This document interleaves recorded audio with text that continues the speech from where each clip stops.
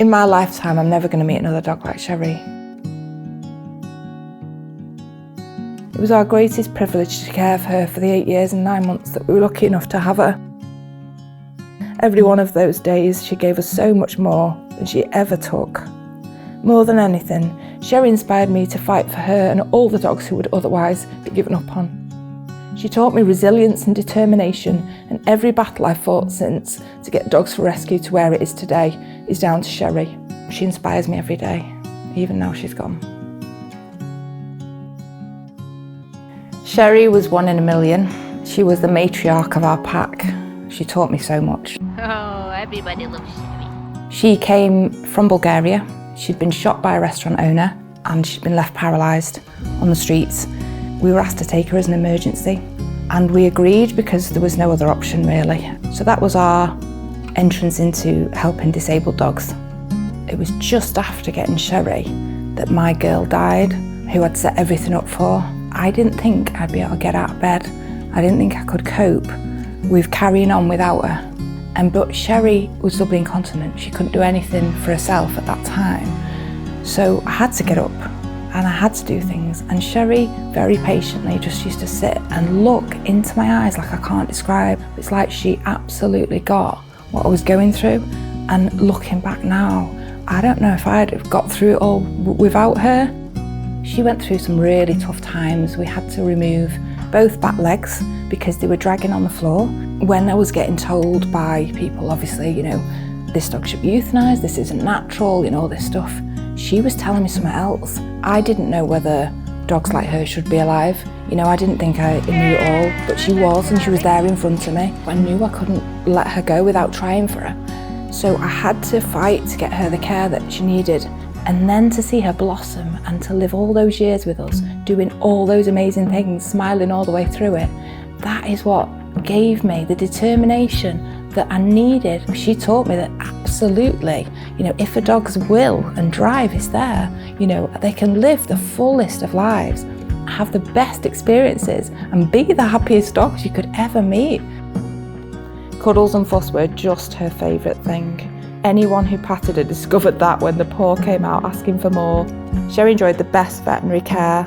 She enjoyed the best food, the softest bedding, a fleet of vehicles, prams and trucks.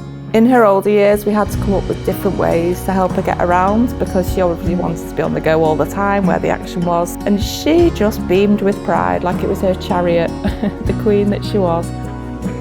She took the frightened ones in like Inca and Freckles under her wing, and they repaid her with sheer adoration, always kissing her, so excited to be around her, so happy to see her. They followed her and they were her little groupies, as we called them. And doing the marathon, 1 mile a day for 26 days. Sometimes she'd do it on her own, sometimes she'd have some of the other handy cans with her, and she loved every minute of it because the last mile especially, there was about 200 people joined us on that mile with their dogs because she just exuded this unbelievable love and warmth and kind of need to protect. She just wanted to be treated like a normal dog, and we did.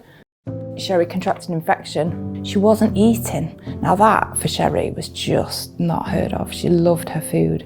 So the guys took her to the vets, and I couldn't believe my ears when I got a call to say that they'd found masses and that basically she wasn't coming home.